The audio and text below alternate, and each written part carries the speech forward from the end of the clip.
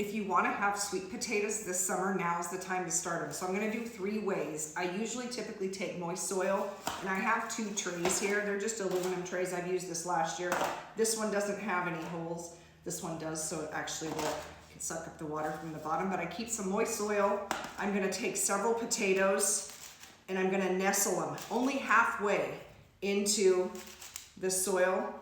I will wet this soil, but I'm just showing you for example. And I'm gonna put this on a heat mat. Another way that I like to do it is I like to take a potato, pop in toothpicks, submerge it in water, and then in several weeks, I'll put it in a windowsill. Several weeks, you're gonna have a ton of sweet potato slips. But I've never put any, this is my first year with my greenhouse. I'm gonna try also doing the same thing, putting it in some water, submerging it in water. I'm gonna put it in my greenhouse window outside and see how it does out there.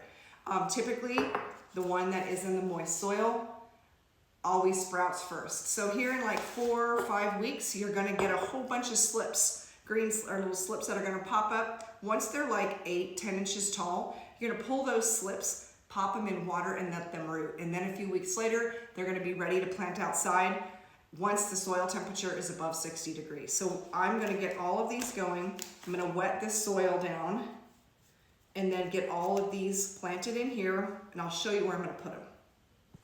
All right, I moistened all of this soil. And what's nice is that it has a bottom tray so I can catch any extra water that leaks out. And I have 2, you can see I took toothpicks, submerged them in water. You want the tip in the water. These are organic potatoes. I went and bought a little bag at Sprouts. And then these ones we're just gonna nestle into the soil. And then I'm gonna show you where I'm gonna put them. I already have a heat mat here because I'm growing some other seedlings. This is gonna go perfect right on here. I have it set on the timer so it's gonna come on in the morning.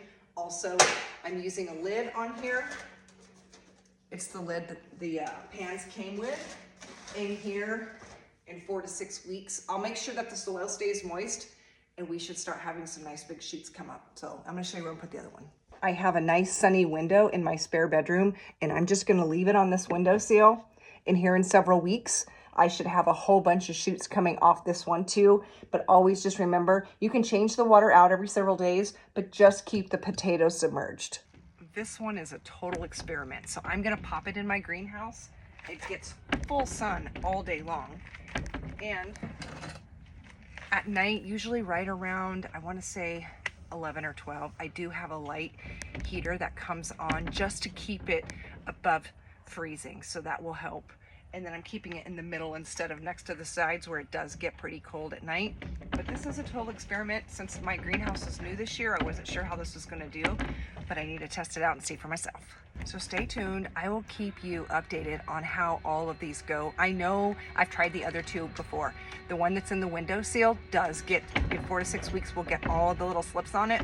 But the one that's in the pan under a heat lamp or the heat mat always seems to sprout first, but it would be kind of cool to see if this one works too, so we'll see.